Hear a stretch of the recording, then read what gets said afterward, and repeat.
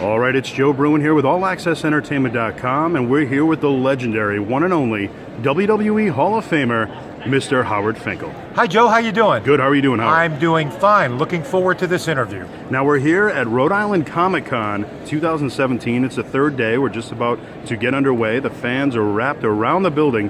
What's the experience been so far this weekend? It's been awesome for me. I cannot begin to describe the feeling that I've had since I've been here.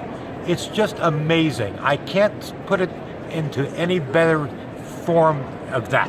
Absolutely, and it's a who's who.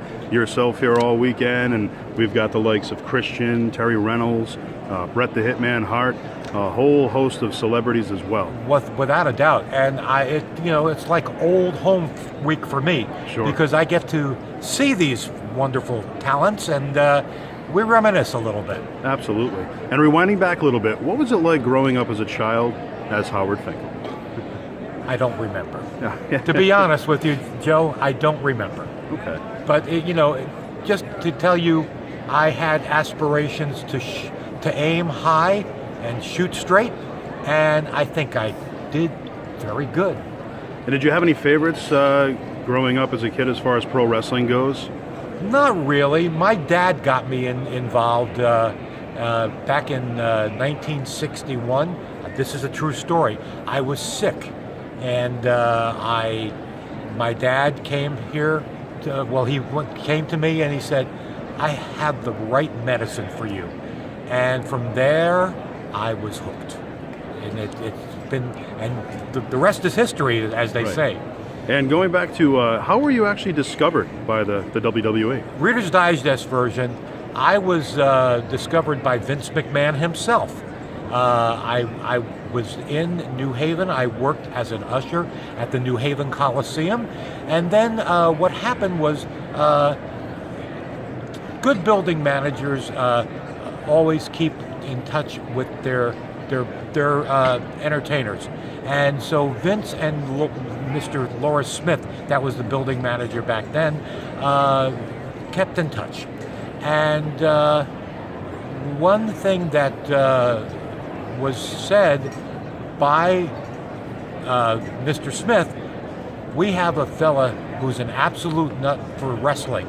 His name is Howard Finkel, and he tells us that we can do business. And there was a UHF station from Long Island that came over the airwaves back in those days. Sure. To the Connecticut area. And what do you know? Vince McMahon took my advice and booked the show based on that information that I gave Mr. Smith. And the rest, as they say, is history. And do you have any memories of your very first appearance announcing for World Wrestling Federation? I was in Worcester, Massachusetts in 1976. I don't remember the exact card, but I remember it was Ivan Putski versus Spiros Arion, the Golden Greek. And I can't tell you how nervous I was. Sure. Because, and this was done by Vince McMahon.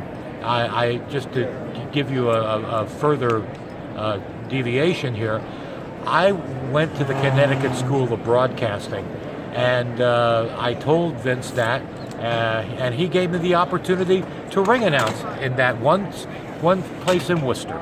And again, I'm going to say this many times, the rest is history.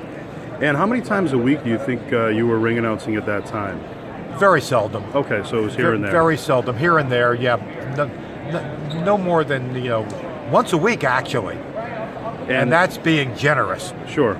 And of course, just one of the highlights from your career, you coined the phrase WrestleMania. So they say. About that. So they say. Well, I blurted out. We had a meeting. We knew what we were going to do. Basically, we're trying to come up with a name. And I said, well, the Beatles have Beatlemania. Why can't we have WrestleMania? Sure. And the rest, I'm saying again, rest is history. And obviously, over the years, you've worked with so many great managers, Captain Louis Albano, Bobby the Brain Heenan. Was there a favorite to work with over the years, or a personal favorite of yours? No, everybody was on an equal playing field as far as I was concerned. I loved everybody. And everybody enjoyed your interactions with Dr. Harvey Whippleman. What was that whole experience like, working those skits? Well, fast forward, Harvey and I are very good friends now.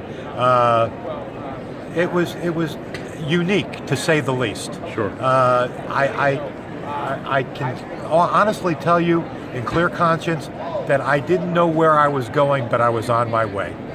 And obviously you're a wealth of knowledge when it comes to pro wrestling. Tell us about how Outthink the Fink started.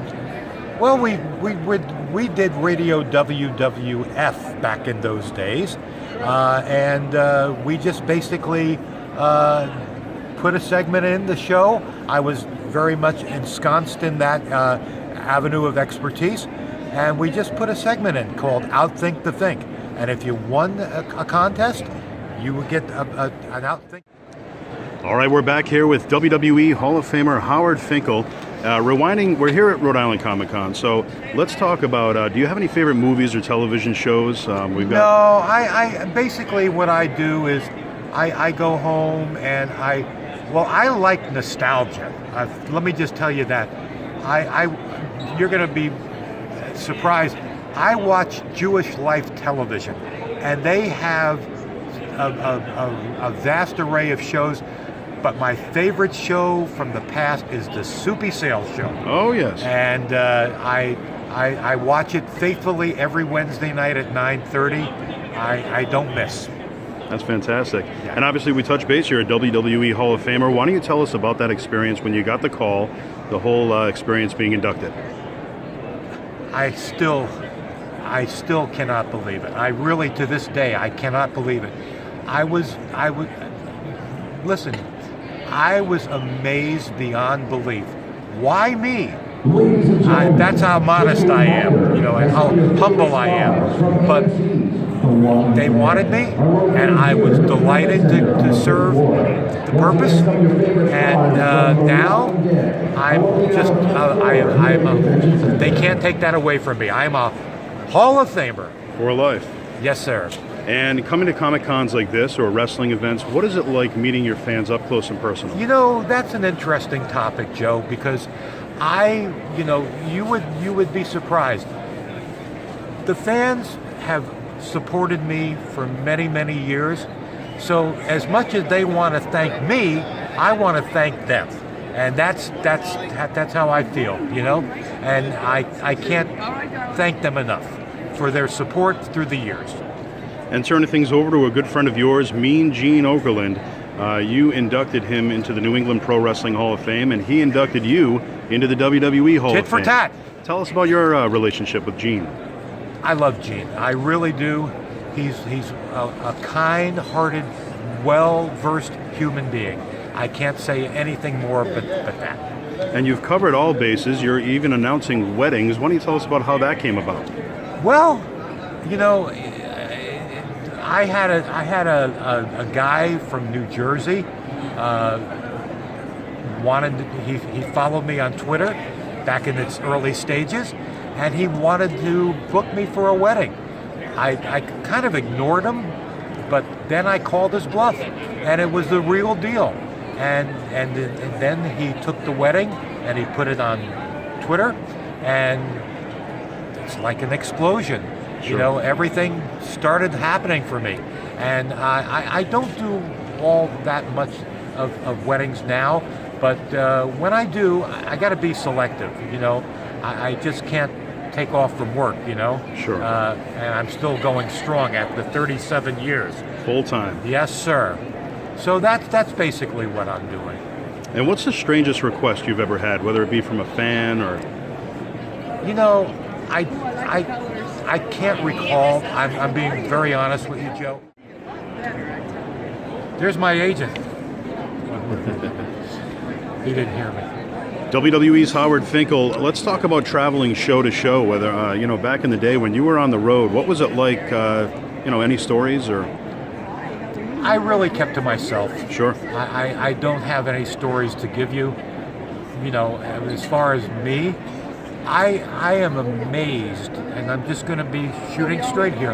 I'm amazed at how the fans find out where we're going to be, what we're going to do, and it's just, amazing. Airport after airport is packed with WWE fans. I used to think that was a bad thing because they were invading our privacy, but now I think it's great. Just to have the fans come out and support us is beautiful. And you've announced so many names over the years, probably thousands. Did you have a favorite to announce, whether it's the pronunciation? Oh, absolutely. And I'll tell you 2 words, Bret Hart. I loved when I could announce the Hitman, that was my favorite announcement of all time. Fantastic. Bret Hitman Hart. Excellent. And where can fans follow you on social media or website or anything? I'm just on Twitter at Howard Finkel. That's all I read, and I'm looking forward to getting new followers. Howard, thank you so much for joining us here at Rhode Island Comic Con. Joe, it's been a pleasure. Anytime, my friend, anytime. Thank you.